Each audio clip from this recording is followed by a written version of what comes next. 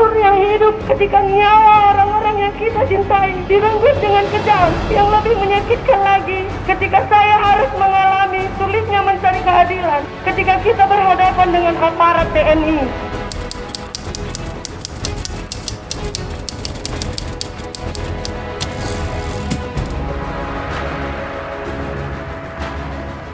Hidup rakyat Indonesia! Sudah berkali-kali kita sebagai rakyat Indonesia ditindas habis-habisan. Sudah berkali-kali mereka yang menindas rakyat tidak diadili dengan teman-teman. Bahkan dalam semangat menjaga nilai-nilai konstitusi dan juga keadilan, maka dari itu kami mahasiswa Universitas Trisakti dan keluarga besar mahasiswa Trisakti menyampaikan berbagai pandangan sebagai berikut. Mendorong kementerian terkait untuk menetapkan kasus penyiraman air keras terhadap Andri Yunus sebagai pelanggaran HAM berat. Kami menuntut agar seluruh pelaku proses melalui peradilan umum secara terbuka yang terkait. Keadilan untuk Andri Yunus.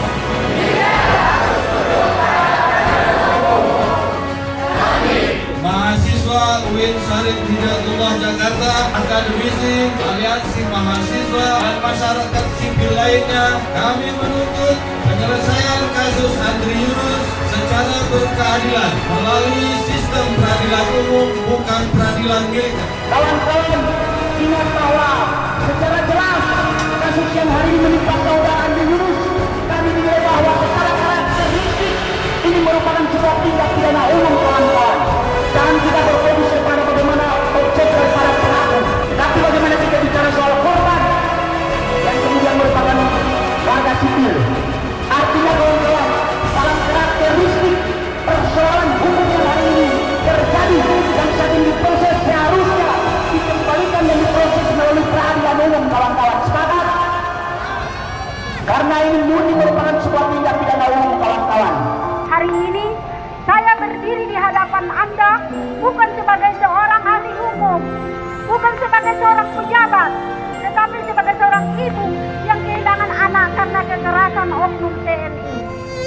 Dan hingga hari ini saya masih berjuang untuk mendapatkan keadilan atas kematian anak saya. Tetapi hal itu tidak terjadi dikarenakan pelaku disidangkan peradilan militer, bukan di peradilan umum. Sakit itu semakin nyata ketika 20 Oktober 2025 pengadilan militer Medan menjatuhkan putusan yang menghancurkan hati saya, yaitu hukuman 10 bulan penjara kepada pelaku. Hanya 10 bulan untuk seorang prajurit yang telah menghilangkan nyawa seorang anak berusia 15 tahun. Anak saya Mikael Histon Witangkan baru berusia 15 tahun.